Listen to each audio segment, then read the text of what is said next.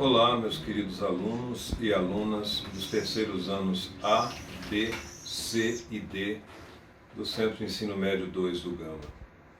Nesse tempo de pandemia, vamos à aula remota para o segundo bimestre. Só um adendo, o nosso primeiro bimestre já está encaminhado. As aulas foram dadas presencialmente, vocês realizaram o estudo dirigido, e no tempo oportuno, quando a direção assim determinar, faremos a avaliação bimestral, ou presencial ou online, da maneira que melhor a direção entender.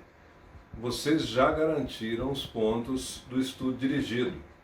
Não se preocupem, já conhecem esse conteúdo. Como vivemos uma semestralidade, hoje nós vamos iniciar a primeira de 3 orientações para o segundo e último bimestre, já que vivemos uma semestralidade. Os nossos 3 assuntos serão a República Populista, a ditadura militar e a nova República e a atualidade. Faremos a partir das constituições brasileiras dessas épocas, a de 1946, democrática, a de 1967, ditatorial, e a de 1988, democrática. Portanto, cada tempo brasileiro é marcado por uma Constituição e vamos percorrer todos os governos, destacando todos os assuntos relevantes deste período. Não há que se preocupar em excesso, mas é preciso estudar. E estudar significa assistir a aula remota, verificar as aulas do YouTube que eu vou passar e ler o material que vocês têm disponível. O livro adotado pela escola tem os capítulos correspondentes a esses 3 períodos históricos. Ok, queridos alunos e alunas, conforme eu disse na orientação inicial, vamos à primeira das nossas 3 grandes matérias do segundo bimestre, a República Democrática e Populista. 5 governos. Começou com o general Dutra, de novo Vargas, que foi eleito democraticamente, Juscelino Kubitschek, Jânio Quadros e João Goulart. Nós destacaremos o governo Juscelino Kubitschek por causa da construção de Brasília, cidade que nós habitamos e é o centro das grandes decisões nacionais, das grandes discussões nacionais, sede dos 3 poderes. Mas a princípio é preciso entender que terminou a Segunda Guerra Mundial, terminou a Guerra Quente, começou a Guerra Fria e o mundo se bipolarizou. Ou os países se alinhavam ao lado da União Soviética, do mundo capitalista, ou ao lado dos Estados Unidos, líder do mundo capitalista. Teve até uma tentativa dos não alinhados, na Conferência de Bandung, o chamado Terceiro Mundo, mas não prosperou. O que prosperou foi essa bipolaridade, o mundo da Guerra Fria, liderança americana do mundo capitalista e liderança soviética do mundo comunista. O Brasil se aliou aos Estados Unidos. Isso significou ruptura com muitos dos princípios que eram defendidos por estudantes, trabalhadores, Partido Comunista e por aí vai. O que é importante nesse primeiro momento? Por que a República foi chamada de democrática? Porque, enfim, depois de séculos, o voto direto e secreto foi exercido no Brasil na sua plenitude, em todos os níveis.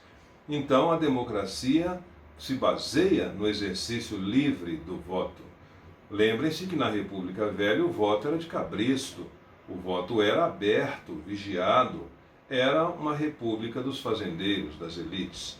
Agora, no pós-guerra, a República, além de democrática, representou também uma república populista.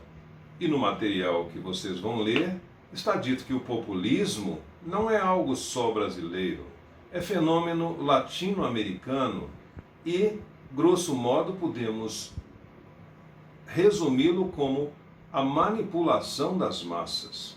O pai do populismo no Brasil foi Getúlio Vargas, sem dúvida nenhuma, mas os que seguiram-se a ele usaram, tanto para um lado quanto para o outro, dessa política. E vocês viram lá na definição da professora Elza Nadal. que pretende-se respaldar o apoio das massas populares. Juscelino Kubitschek tentou isso, Jânio Quadros tentou isso, João Goulart também. Então a República, além de democrática, ela foi populista. O populismo então teve lugar, teve vez, e essa política teve um fim com as ditaduras militares em toda a América Latina. Não foi só no Brasil. Como é que se substituiu o momento populista? Com ditaduras militares apoiadas pelos Estados Unidos. O pretexto sempre foi o mesmo: evitar o avanço do comunismo. E para evitar o avanço do comunismo, as ditaduras ocorreram no Brasil, no Uruguai, na Argentina, no Chile. Nós vamos observar isso à medida que o curso se estender. A princípio, eu quero apenas que você entenda que o populismo é uma tendência geral de manter o povo num certo primarismo político, fazendo acreditar que tudo depende da concessão do governo. Mais ou menos paralisa as massas, mais ou menos seduz as massas. Então o populismo é bom e ruim ao mesmo tempo. Mas desses 5 governos, nós vamos destacar o governo de Juscelino Kubitschek. Como é que se chegou a ele? Diferente dos dias atuais, onde temos uma sopa letrinhas com um monte de partidos, naquela época, 3 eram os grandes partidos principais: o PSD, o PTB e a UDN, 2 getulistas e 1 antigetulistas. Então a coligação PSD-PTB getulista e a antigetulista, a UDN. Haviam outros partidos, mas esses eram os grandes, esses eram os principais. Dutra governou num clima de Guerra Fria, um governo que não se resolveu. Houve até uma tentativa com o Plano SALT de recuperar a economia, mas ele só foi adotado no fim do governo, e aí o Brasil torrou os ativos que conseguiu durante a Segunda Guerra Mundial. Terminado o governo do general Dutra, quem retorna nos braços do povo? Getúlio Vargas. E nesse seu segundo governo, todos sabemos, ele retoma suas antigas bandeiras: populista, trabalhista e nacionalista, e acaba adquirindo adversários poderosíssimos dentro e fora do Brasil. E põe fim à própria vida no fatídico agosto de 1954, quando comete suicídio. E aí um mandato tampão vai se seguir, seguindo a ordem constitucional, até que emerge das urnas Juscelino Kubitschek eleito. Não sem maiores traumas, sem maiores problemas. Já queriam evitar a posse dele de pronto, em novembro de 55, a chamada novembrada, e o Marechal Lott evitou o golpe e garantiu a posse do eleito Juscelino Kubitschek de Oliveira. Esse governo que estamos destacando é importante porque ele consagra o nacional desenvolvimentismo. No mote da campanha, 50 anos em 5, também está no material que vou postar e no livro que vocês têm.